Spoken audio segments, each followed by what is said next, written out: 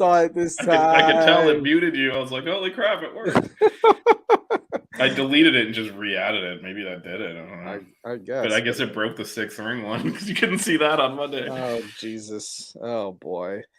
So what's going on, man? Hey, USA, that's what's going on. USA all day, baby. But not only that, what a wild day today in group stage, right? I mean, things were looking kind of crazy for a while there with that Poland Argentina game, and then they kind of opened it up a little bit and eliminated our friends to the southwest, Yes. kind of. I mean, actually, for us, south, they're right? just like straight west, and we'll run pretty into much. them. But, You're right. You're right. Technically, to the south. South. This is where this is the standings as of now. This is what has happened so far. Mexico is out, baby. Mexico's out. This is the bracket. I'll tell you what, though. I know you were pretty. Let me open it up because I got it here on the small screen like an idiot. There we go. Yep. So it's the Netherlands and the U.S. Listen, I know you're like, oh, the U.S. is gonna. I don't know, man. I mean, the Netherlands is good. They've got some players over there, but I mean, it's a winnable game. Yeah, it's definitely a winnable game. Yep. And then we can only pray and hope that Australia comes out with some. I don't care, man. If we win, bring on Argentina. Let's put in in one of our MLS guys and kick the shit out of Messi and let's go. Yeah, how crazy would it have been if? So let's kind of play that out, right? That group, what was it? Group E, Group C, Group D, or something like that. Yeah, I think it was C. Group this C. is the one we're talking about, right? Yep. Yeah, like how crazy would it have been if Poland and Argentina would have been a draw? Then you've got like all these teams, and then you got the goal differential might have been a little bit different for Mexico. I don't know. That would have been kind of nuts there, huh? Yeah, I mean, at the half, it was all 0-0, and then once the goal started happening, it just was swinging wildly. At one point, Poland looked comfortably in, even with losses, and then Mexico kept scoring, and then they gave up another goal, and at one point they were only going through on yellow cards, actually. Yeah. And then when Saudi Arabia scored that last goal, it ended up being goal differential, but when Saudi Arabia scores that last goal and everyone's like, well, Mexico's out. Mexico was not out at that point because they still just need to score the one goal. Because if you look at the standings now, no, I'm talking about Mexico. So, So Mexico, it was 2-0 Mexico, right? And Poland had lost 2-0 Argentina, so they're tied on. Because you look at where it ended -1 goal differential because Saudi Arabia scored in the 95th minute. That's right. So at that point, it was tied across the board. And the tiebreaker that it ends up going to is yellow cards. There's a whole discipline point system that they use. So Mexico had 2 more yellow cards. So they were out. But then Saudi Arabia scores. So now the goal difference is -1. Everyone's like, well, Mexico's done now. It actually didn't change it for them. They still just need to score again. Right. And if they had, this would have been 3-3. It would have been back to 0, except the next tiebreaker is actually goals scored, which they would have had a third goal. So they would have gone through if they'd scored at the end anyway. That's crazy, man. It was that tight. If they just got, and that's why they pushed everyone forward. It didn't really matter that Saudi Arabia scored. They still just need that one goal. Right. Wow, that would have been nuts. But they didn't. They didn't. See ya. See you later, Mexico. And unless Costa Rica tomorrow takes out Germany, we are going to be the last survivor from CONCACAF. Yeah, so we're going to be the last survivor from CONCACAF. Yeah, that's an interesting one too, right? Because Spain still needs to, at the very least, Spain is going to be fine. Well, I mean, if they draw, they win the group. Yes, correct. They're not technically qualified, but they can't get eliminated if they don't. I think the only way they would get eliminated is Costa Rica and Japan win. Right. So in order to win the group, though, they'd probably just need a draw. Actually, if they draw and Costa Rica wins, they'll finish second. So they do need to win technically, but once Germany is up 1 or 2-0 on Costa Rica early, then Spain will basically be qualified third. Right. So there you go. So that'll be it'll be nice to watch at least tomorrow. So Group E is tomorrow, and who else in Group F? Group F. Yeah, so Group F is in the morning. E and F. And this is probably going to be the first kind of, one of the teams that people were promoting as could potentially be dangerous. Belgium, they're in deep crap right Yeah, now. they are. Yeah, they are. But technically, Croatia, even though they've played well, are they basically they have to what? They have to draw at They the just need very to least, right? draw. They Yeah, just need to draw. But and they're playing Belgium, so that's yeah, they're playing gonna be tough, Belgium needs to win. If Belgium wins, they go through. right? Because they'll be ahead of And then Croatia. Morocco has to lose to Canada in order for Croatia to get in. If Croatia loses. If Croatia loses, right? Yeah, then exactly. Morocco would have to lose to Canada, but then it becomes goal difference anyway. Yeah, It's not as simple as loses. It's by how much. That's true. Yeah. Although they have an advantage there. As of right now, Croatia has the advantage, right? Yeah, and I mean Belgium. There's all these rumors that like they got into a fight in camp and stuff. Oh wow. So they're not in a good place right now. So I think Croatia will at least be able to get a point out of that. And Canada is not good. So I think Morocco is probably feeling pretty good about maybe winning that group. Yeah. It's gonna be interesting. It's gonna be fun to watch tomorrow with that. Yeah, but going back to kind of let's go back to the US, right? Yeah. Hey, they played well. I know that I'm still a little concerned with Berhalter's decision making on who he's bringing in and what kind of guys he's playing, and what type of lineup he has out there when he does some of his subbing. But I think that it's going to be important for him to get that shit together, because you've got an injured Pulisic, okay, you've got an injured Sargent, right? Josh Sargent as well as is hurt. So both of these guys, if they play, they may not be able to go, 90 minutes. Yeah, and that's a big concern because Pulisic, I mean, he gave basically his dick up for the cause there. I mean, he knew he was going to get and actually that looks like a tap. That's a much tougher finish than it looks like. Yeah, because he got his shoe to it. Like usually, like you go with your head, but he couldn't really get there, and he had to angle it all the way into the side nets, and the goalie couldn't save it. So that was, and he knew he was going to get nailed. Oh yeah, and so he took. And he was wide open. Yeah, he was wide open. He was wide open because he beat the defender to the ball, but he knew the goalie was going to take his ass out, and he had to angle the ball. But I meant he was wide open. Oh yeah, he was open, and he was closed. And yeah, so that's obviously a concern because just like we don't really have a good. I mean, we're actually deeper at that position. Yeah. But are they going to put Gio Reyna in? I mean, they could also start Aronson, and you Aaronson's have a guy good enough. Like you have a guy good enough to start. I mean, well, look at this. We gotta, our regulars, they're down for the cause. Oh, Jack, we love you, brother. We will, we'll talk a little bit about Ferrari to close this show out. We got the next principal for Ferrari is Mehmet Ochoa, so let's do it. He's available. Tata is available as well now. So, first Mexican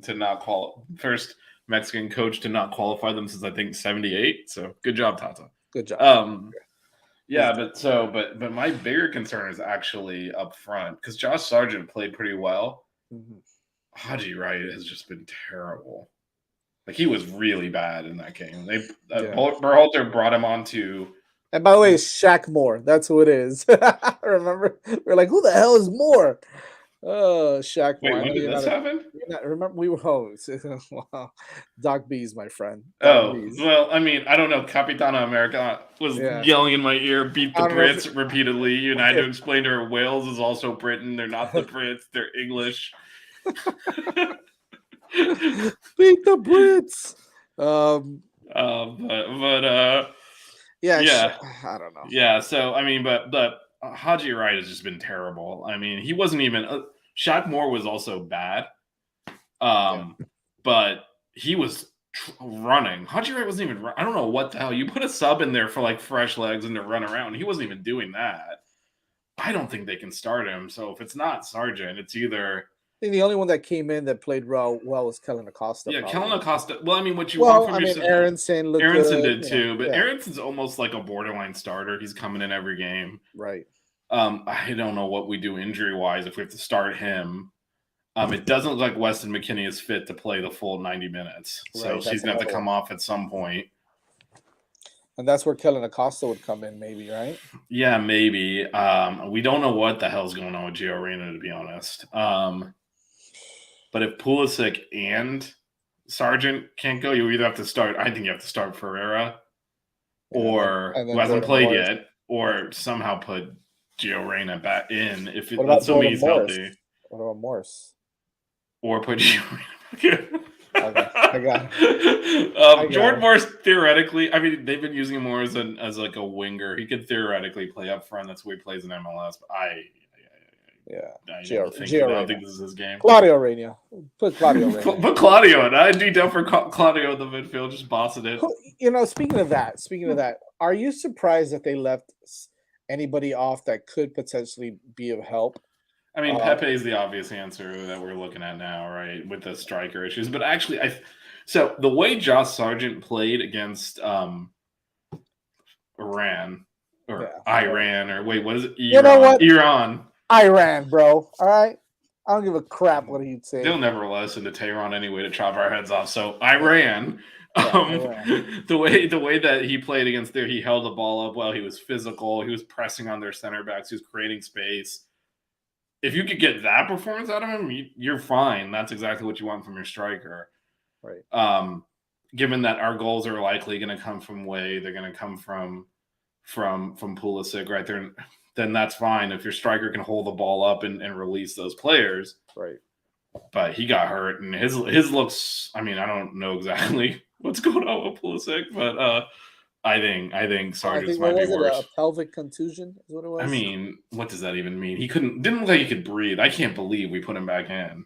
Yeah, you got a bruised dick, guy. That's it. Well, he definitely got hit in that area, but I think it might be more serious than a bruised dick because you can play through a bruised dick. To be honest, never done it, but maybe you can. Yeah, I haven't done it either, but I've never played either. So let's just go that way. I've never bruised my dick either, so I'm sure it's painful. But that one. I'm sure they could numb it. Yeah, but like you saw when he was like at the hotel.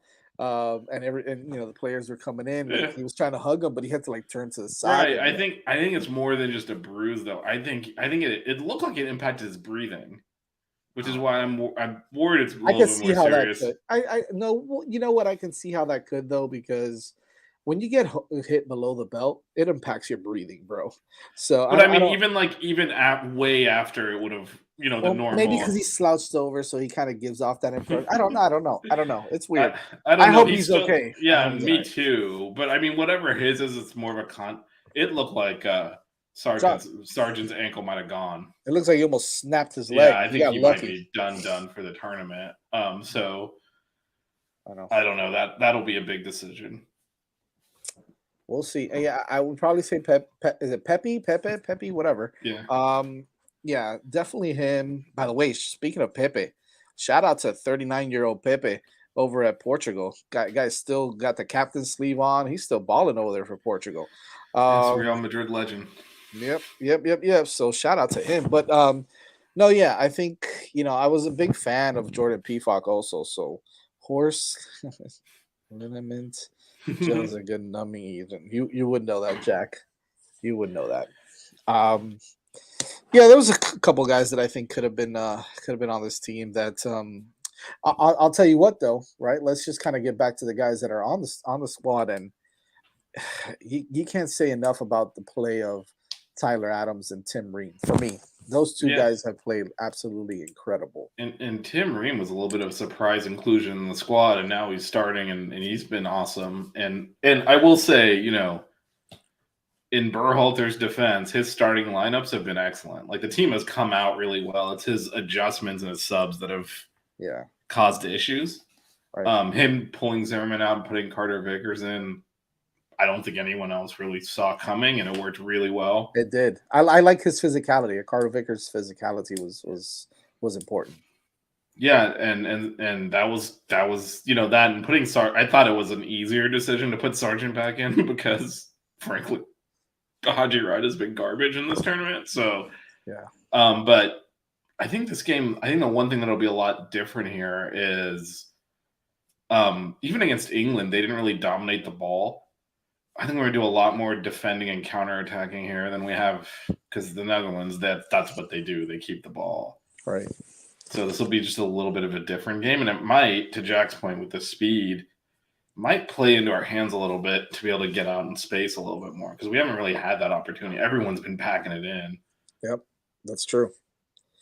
We'll see. We'll see. It's gonna be fun. I think guys like Yedlin as well might have to be really ready to play some extensive minutes. He's another guy that can kind of come in and he's got the experience. He's played in the World Cup before. He's still young, but he's one of the older, more veteran Yeah, guys. it's on the one. team It's too, one of the. so I think the second youngest team at the World Cup, yeah, yeah, and and they're young, yeah, but he's the and only one with World Cup experience. So yeah, it's and but this is the thing, right? So after qualifying, and by the way, just dominated that game. yeah, Should have again. It was another situation where there should have been more goals, and so that's a little concerning that you can carry the play that much and not score. With that said, it's kind of we're the better team in all three games. Finished yeah. second in the group because it didn't score enough goals, but that was a dominant. I thought the game would be a lot more even. Iran is not bad, No, they're and not. that was just a domination. So I was really pleased with that performance. But one of the things, everyone keeps saying like, well, the goal is to get out of the group stage. Man, f that, because Got to keep going, baby. well, not just that though. This is obviously 2018 was a complete disaster not qualifying, but 98 and 2006 are the only times they have not gotten out of the group stage. This is becoming regular now. 94, 2002, 2010, 2014, and 2022. Every single time they got out of the group stage. This is not enough anymore. No. You got to win some games in the knockout stage too. Just qualifying out of the group is not good enough. Although this is, probably the youngest team we've ever fielded in the World Cup, I think they have the potential to be one of the better ones as well. I think the only thing we don't really have, I would say, is a true striker, right? I mean, I know Pulisic is up there, he's a decent guy, but as you mentioned before, like you can't run everything through him, right? I mean, you could, but he's not your typical Neymar, Benzema type of guy, right? You gotta have like that Clint Dempsey type of guy. The even to a certain extent, Altidore, Landon Donovan, those kind of guys. I don't know if there's that one guy on this team.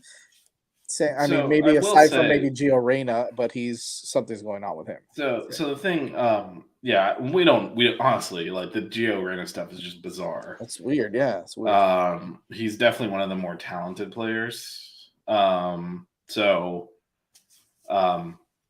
let's just pause here for brief shout out to Evan. Evan, what up? No more watch parties this year, thankfully, Evan. So we've all had enough. Wait, is it late nights with? Is Alex on? Did you say Alex? What? What? What is Are happening? we in the Twilight Zone? Late nights with Alex Baher. Is it Bejer, Baher? Whatever it is, brother. We miss you around here, man. You came into an F1 show. You're probably expecting some F1 stuff. No, man. We got World Cup for you today, baby. We got World Cup news for you today. We could maybe spend a few minutes at the end talking about what the hell's going on at Ferrari. But, sure, we can do that. But yeah, so yeah, I think we're Bay. Okay, so Bayer. Or is it Bay? Bejer. Bejer? Did I say that right? Bejer? Bejer. Okay. Bejer. All right. What the hell show is this? Anyway. Thumbs up if we got it right. Bejer. Thumbs up if we got it right, Alex. Yes. We got a yes. We got a yes. All right, Bejer. Bejer. All right, Bejer. Anyway, I guess Jack asked a question, but I don't even know what the hell I was talking about. Oh, Jack, what are you talking about? What is Jack saying? No. This is a legitimate question. If it goes to a shootout, who do you give it? It is. I was about to say the same thing. I'm like, who takes the penalty kicks for us, right? The shootout kicks for us. We miss you too, man. We miss you too, brother. Like that's a legitimate question. So actually, now I remember what I was talking about. Okay. I do think Weah has that finishing ability. Even the offsides goal, like that was a tough angle. He took it calmly. I know. and obviously his first goal. He's been a lot more, I would say, decisive and calm in front of goal. So I think he might have to be the guy, especially if Pulisic can't play. I mean, he's gonna have to finish something. He's gonna have to be that guy. Yeah. But yeah, shootout. Not Haji Wright after I saw him try to finish at the end of the game. You probably got Pulisic. They have to be playing the game, right? Yeah, they have to be playing in the game. Although I don't know, I got to look at the rules. Could they be a sub as well? No, they have to be on the field at the time. I don't know if you get an extra sub in overtime, in extra time. Like if it goes, because it'll go 120 minutes before it shoots out. Right. I gotta look at the sub rules. You'd have to get. That's a good question though, but I'd probably put Pulisic, obviously, Weah. Hopefully Gio Reyna's on the field. So, but let's just say he's not. Aronson will probably be on, so you probably go with Aronson as well. I think McKinney probably will not be on. No, he can't play. He's not even been able to play 90 minutes. How's he going to play 120? True. So maybe you go with a guy like Kellen Acosta, who would probably be on. Tyler Adams. That's 5. Yeah, no, that's all you. I mean, that's. Oh, it's 5. You're right. It is 5. It's 5. Yeah. Yeah. So, yeah. I mean, something along those lines. You might do something with Yedlin. I mean, not Yedlin. I was thinking Dest is a possibility. True. Anthony Robbins is a possibility. Yeah, but nobody that kind of blows your mind. I think Weah and Pulisic and maybe like I think Pulisic, Weah, and Adams are probably no-brainers if they're on the field. Yeah. Just because it's not just about like skill, right? It's like who will actually like not crap their pants. And I think those 3 are probably the ones where you're like they'll be calm. Here's the good news, right? Because obviously when they do these things, right, the goalkeepers, they have a scouting report on which way the guys like to go, right? So do they like to go right, low, cross, hit the top, go to the middle? Do they they have all these scouting reports on all these guys, right? Here's a good thing. How much of a scouting report do they really have on the Americans when it comes to this? we might have an advantage there. I mean, in terms of penalty kicks, they don't have a scouting report on anyone except for who the main takers are. So yeah, none of these guys take penalty kicks on our team for their club. Exactly. But I don't think any of the Dutch players do either. Who are the Dutch players that would be? It's what's his name? Van Dijk, right? Van Dijk. Van Dijk. What is his name? Van Dijk. Tyler Van Dijk. Tyler Van Dijk. Hopefully he throws an interception or something, but no. By the way, we have news on that. But anyways, that's not for this show. We'll talk off air on that one. I don't even know who some of their guys are. I know who some of their guys are, but yeah, no, it's Van Dijk is definitely their center back pairing is really good. They have Memphis Depay. That's right. Who hasn't really started for them in this tournament. I think he's coming off. Here, why don't we let's do a little let's look at the let me I mean, we're just going to straight up just at the Flying Dutch at this point. Let's look at the Flying Verstappen. The professionalism on the show, let's go ahead now. Listen, the Flying Verstappens need to go. We need to kick their ass. That's true. We've had enough Dutch winning on this program. Enough of that. All right, so let's go to their roster squad. Well, let's look at who they've. Okay, so they beat Senegal. Yeah, and so this is what here's kind of what they played in that. Gakpo. So.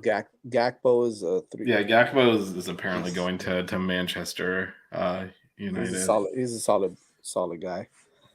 De Jong, right? Of course. Yeah, De Jong, De Ligt. So De Ligt and Van Dijk have been, kind of holding down the defense. Yeah, Dumfries also is a guy that could take one. And Ake. Yeah, I mean these are known quantities, right? So, you look at what they've got on. I mean, this is not. So look, Janssen is pretty good too. Right? Yeah, I mean. Jansen, whatever. Yeah, would you trade rosters with them? Yes. Rosters with who?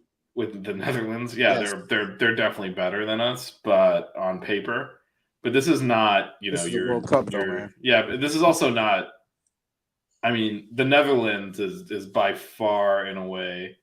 It depends on who's tanking for Wembanyama. What are we talking about? I think he came in for the Heat chat and jumped into the wrong show. This is not 5 on the floor. Oh, Wembanyama. Oh, that's that big 7-footer, right? Yeah, the French basketball player is going to be the number 1 pick. I guess the Heat lost to the Celtics. That's just my guess. I'll take him. I'll take Wembanyama. Wrong show, but this is not 5 on the floor. Hey, we've got more viewers than usual live watching, so I feel like you're not the only one who made that mistake. Can he drive? Does the guy know how to drive? Does Wembanyama know how to drive? He can drive too. Yeah, but so what I was saying is, Ryan, the Dutch are definitely the country with the most pedigree over time that's not won a World Cup. But this is not one of the better. They've had much better teams. This team is beatable. You just worry that, with their defense, and Van Dijk is one of the best defenders in the world. Yeah, he is. And our inability to score generally. He's for Liverpool, right? He plays for Liverpool. Yeah. That's how I know, because we beat the crap out of them in the Champions League, baby. Madridista all the way. Let's go. Scrub.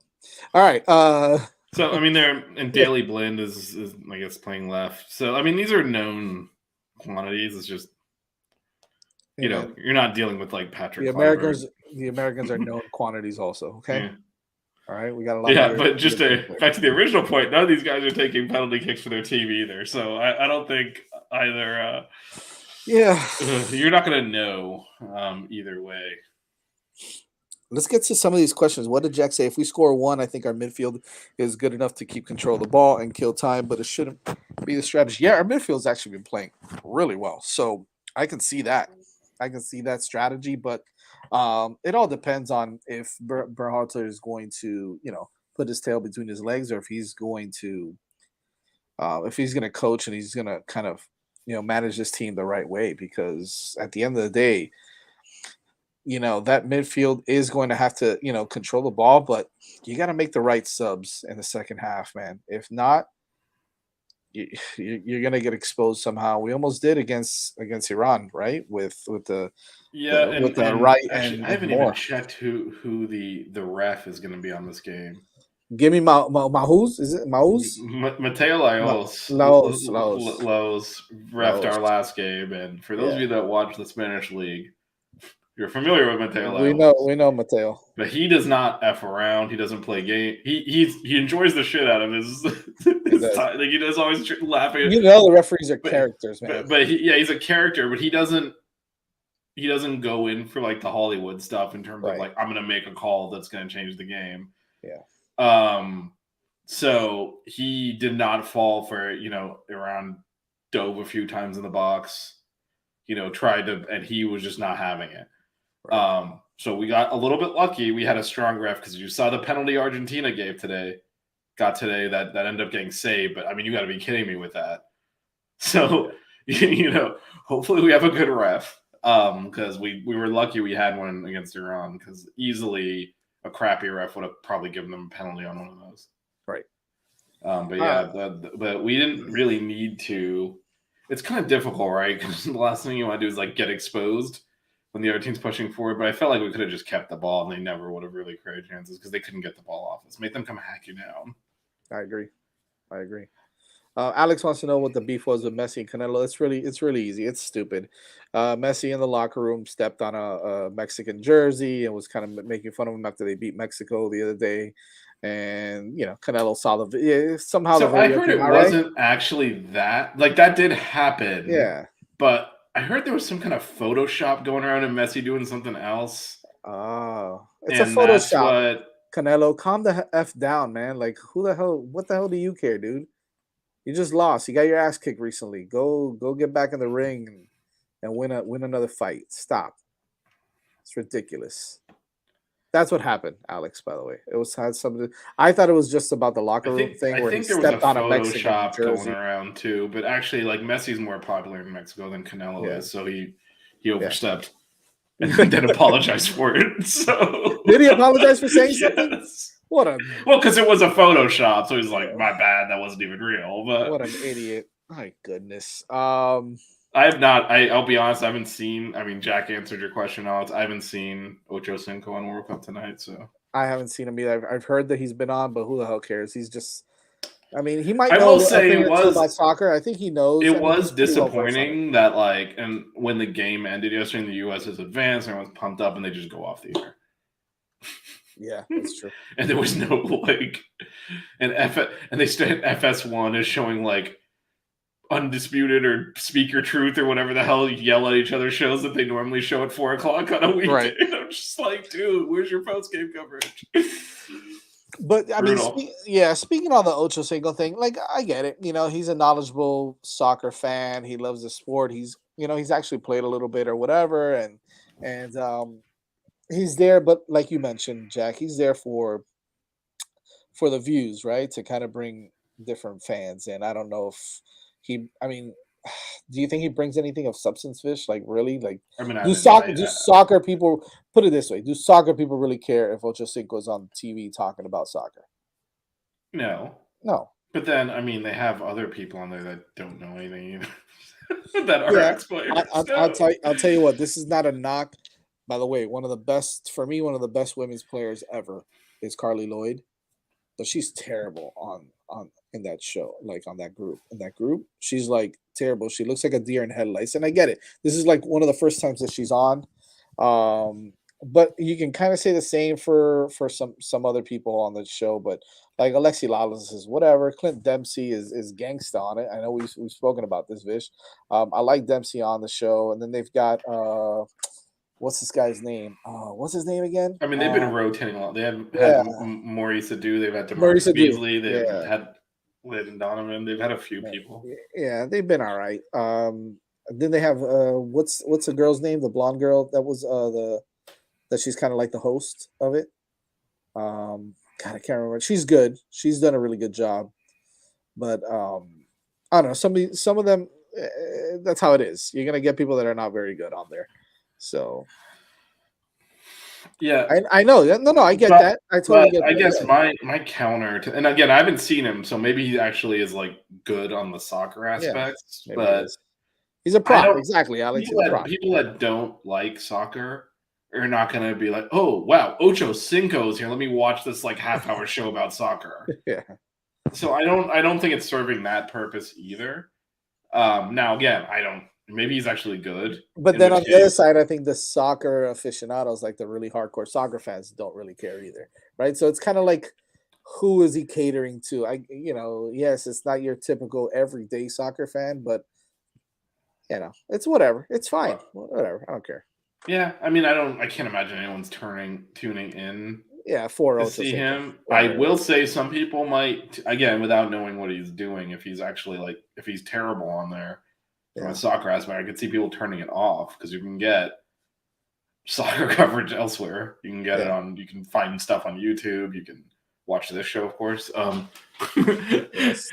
You can, no, but ESPN FC has a daily show. Like there's other ways to, to, to, to, to get soccer coverage. So I wonder if there's, if that actually is a net positive. Right. I mean, there's a whole beef going between Fox and ESPN right now. I don't know if you saw this thing. No, I didn't. Fox released something saying they had the highest viewed match ever, which was the USA England game, and it actually wasn't. Oh, really? They shockingly, Fox exaggerated their numbers and told half truths, so that ESPN PR released like their numbers from 2014, which were higher. And there's this whole thing going on. Go figure. I don't think it helps Fox. That's football season. So what do we got next, Vish? Saturday, right? Saturday morning is the next The match for USA. US? It's the first USA is in the first knockout game of the knockout stage. So 10 a.m. Saturday. So who made it out of their stage? Oh, it's Senegal and the Netherlands made it. Okay. Yeah. So it's so well. I mean, so the Saturday games are Netherlands, USA, then Argentina, Australia, and then Monday. on Sunday it's England, Senegal, and France. Oh, there it is. I was like, why is it December 5th? Okay. Well, so now what they do is they split. You cannot play someone from your group until the final. Right. So the winner and the runner up go to opposite sides of the bracket, and that's why they're not on the same day anymore. Gotcha. All right. And then we'll find the rest out now. If we win, it'll be the 9th. Will be the next game. The 9th. Okay, well, let's get it done. Let's get it done. Let's look at ours. I think our standings looking a little more. Yeah, I did accidentally close the window. So I no longer have the original. So we are gonna have to look at the Google Doc. But I do have. Believe you. Hey man, stuff happens. What is the Netherlands ranked in the world this year? They're a top 10 team, right? I know the US is like number 10, right? I think they were like number 10 in the world. I think it was like 16 or something, but it's not. I mean, the rankings are kind of crap all this. So yeah. All right, so these were our predictions before. So this is Moni's round of 16. So she got USA, Netherlands. Interesting. She got Argentina, Australia also. This is bad. This is Moni. She got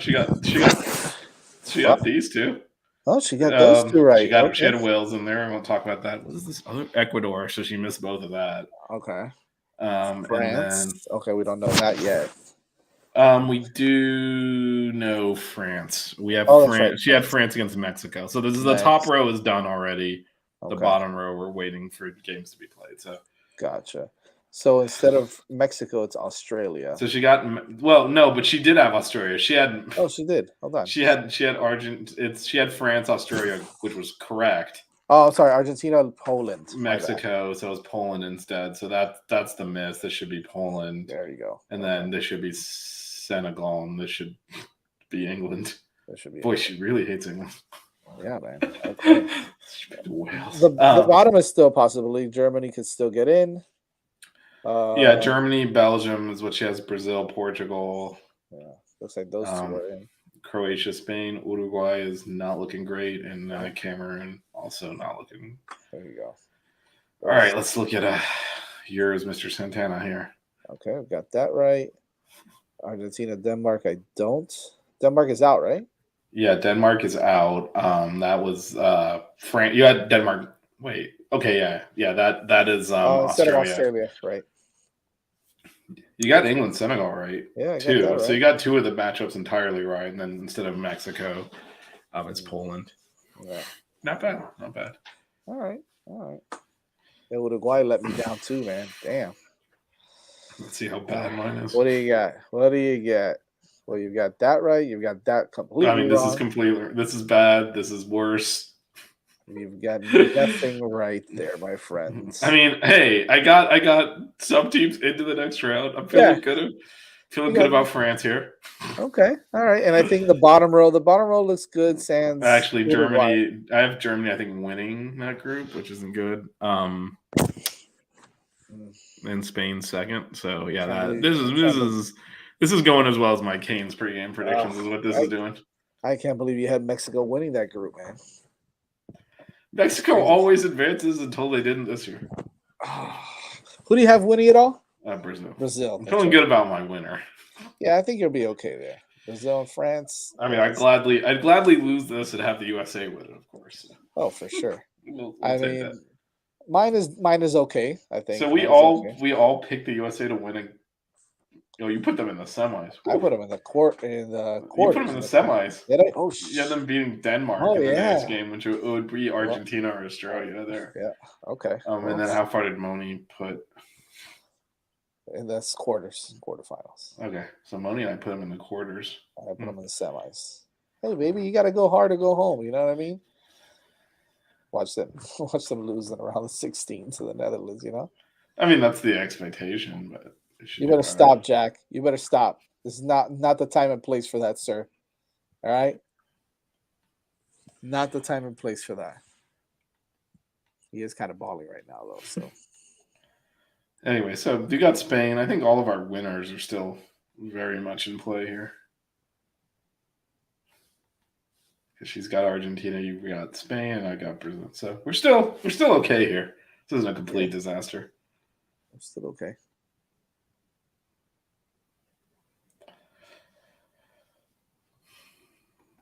All right, I think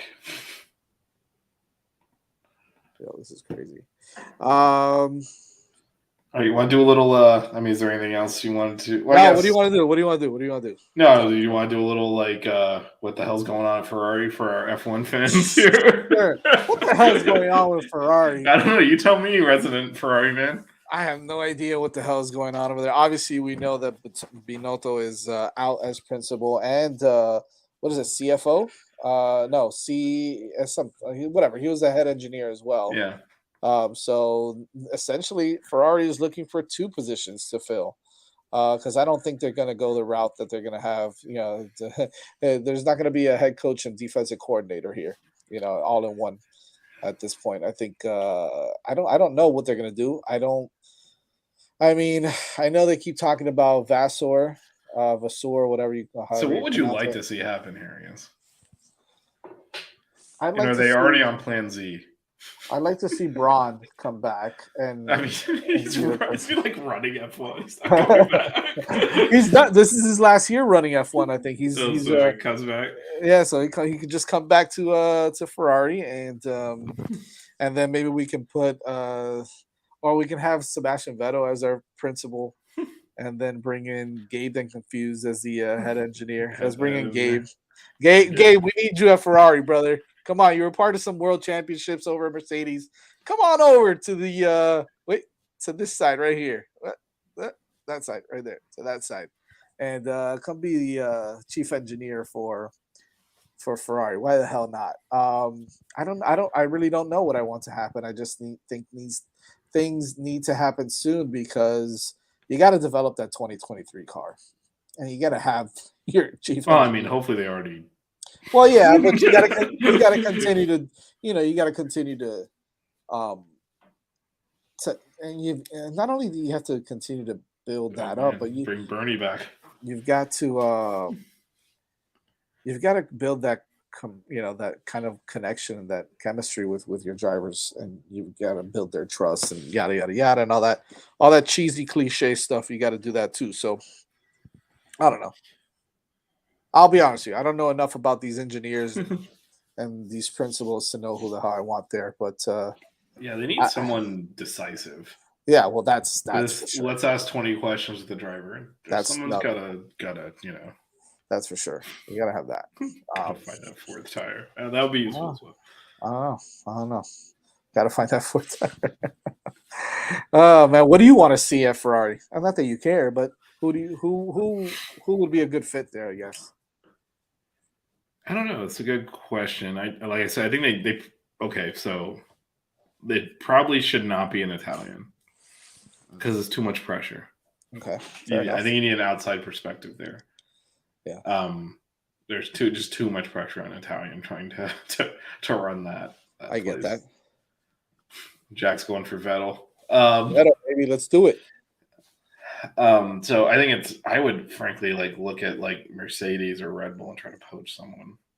Yeah. That's not obviously you're not going to get Horner or Toto, but poach someone senior there and elevate them. I don't know anything about Vasseur, and maybe he's good. He's at AlphaTauri, right? Romeo. Oh, Alfa Romeo. Excuse me. Okay, wrong Alpha. Yeah. So I don't. Maybe he's good. Apparently they tried to get Seidel from McLaren. He turned him down,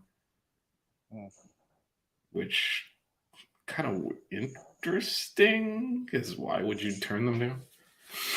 Well, I mean, job security. I guess they'll fire you in a year. If it's not at McLaren, you can coast. I guess. Can we kind of relate the Ferrari team to the administration at UM2? I guess maybe it's not just Binotto. Maybe it's deeper than that. So with a new principal comes with a new a new head of Ferrari. He's going to want to make some changes. He or she's going to want to make some changes, right? They're going to want to do some things different and bring in some of their own people. So maybe that's the fight back, I guess, from Ferrari. I don't know. Yeah, it could be a Manny Diaz hire happening. Well, just to bring someone in that won't rock the boat and everyone else keeps their jobs. Right. And the team continues to suck. Yeah, that'll be great. That would be exciting. That's about it. That's all I got for that. All right. Well, I guess there's 2 more days of group games. And then the knockout stage starts Saturday with the USA being the first game, and then there's 4 days of knockout games, and then there's an actual break. Oh, there is. Yeah, you're Yeah, right. there's actually a break in the middle there. And here's why I say Vettel. There was a couple of articles where they talked about Horner or Marco Vettel coming back to Red Bull as management, that he was a fit for such a job. I mean, I can see it. He's a smart guy. He's really in tune with those machines. So, I mean, if he wants to, I'm sure Ferrari is not going to say no to him coming back in some sort of management capacity. I don't see how they could be, considered he's, world champion, yada yada yada, Ferrari legend. I mean, yeah, why not? I would say yes. Would you? I mean, there's 0 experience. Yeah, well, and I'm not saying he needs to be the head or anything like that, but in some sort of role where he can kind of get his feet wet and be, be there in front and center and kind of, working with whoever is going to be head. I think I don't see why not. I don't think, as long as he doesn't have to make those decisions per se. I think I'd give him a shot to come in and do something. I mean, what exactly would his job be? Oh, you're probably better versed at that than I am. I guarantee you, yeah, ain't that the truth? I mean, even the way Ferrari executed this firing, that was a terrible strategy as well. It went on for like a month or so. Like, this is definitely happening. It is not happening. They do all these forward releases, then a month later, okay, it happened. Plan F. Yeah, exactly. They immediately they pulled out of the pits straight to Plan F. Unbelievable. So yeah, they need an overhaul, but it's a tough job to put someone in charge like that straight out of. Yeah, it's gonna be crazy. I don't think he wants to do it either. I think that I don't think about this year, right? I think he might want to sit out a year and kind of see what his options are after that. But I think he still wants to be involved in F1 in some way. Oh yeah, I think he'll be around because he wants to promote his charitable causes and his humanitarian stuff. Yeah, he may be more part of the actual F1 than a specific team. Yeah, I can see that also. I don't know that he'd want the stress. Yeah. Well, I mean, they might as well just let Leclerc do it. They were asking him to pick his own strategy anyway. Do you want these tires or those tires? What the hell, right? At this point, just elevate Leclerc and let him at least set his strategy pre-race. Well, it's funny. It's funny. He did mention that for 2023, he does not want. He wants to be on an even. He wants to be seen as equal to Carlos Sainz to start off he doesn't want there to be a number 1 or a number 2. Like, he's not, he'd rather be, both of them be 1A and 1B or whatever the case is, but he does expect them that he expects whoever they bring in to at some point, have some sort of strategy or some sort of a pecking order based off of their performance. So if Sainz is kicking his ass in the championship standings or whatever, that's my question: is he going to be okay? Realizing, okay, you're going to be the number 2? No, of course not. What are we talking about? So then, what's going to happen there, right? Like, if Sainz is kicking his ass, you have to at Ferrari, you have to say, Leclerc, you're the number 2 guy, right? Like, I don't think you have to pick a number 2 guy. Let them race. But what if Sainz is kicking his ass? You still let him race unless it gets to the point, obviously there's a point in the season where you favor one over the other later in the season. But you're going to have to. Yeah, I don't think so. Or vice versa. If Leclerc's kicking Sainz's ass, I'm sure Sainz will be, all right, I got to help him win. Bottom line. I mean, you have to. If it's you're talking first world problems for the third world right now, so. Man, that's the truth. Let them get into a situation where their drivers is dominating so much that they need to favor him to win the drivers' championship. Yeah, that would be a good problem for Ferrari to have at this point. That would be. Well, I'm speaking into existence. Okay, we'll see. All right, I gotta get out of here. I'm done. We will be on sometime. I think next week. I think we'll probably be around because the knockout stage, the first round of games, ends on Tuesday the 6th. So Okay. Wednesday the 7th looks like an ideal time. I don't know. What do you think? 9 p.m. on a Wednesday seem about right for doing a show? Yeah, sure. What the hell? Why All not? right, so maybe 9 p.m. on Wednesday. Just Let's pulling do that it. out of thin air as a good time to reconvene and Listen, if the and U.S. catch back wins, if the U.S. wins on Saturday, you might see like a 5-minute cocky USA fan video from me and Vish real quick. Yeah, we'll have to do. And of something. course, if Spain wins, I'll be all on my own by myself. But that's okay. Yeah, that's all right. Viva la Roja. All right, I'm out of here. I'm done. All right. I'll All see right, you yeah. guys. So we'll definitely be on next Wednesday, same time as usual. You got it. Let's do it. All right. Laters.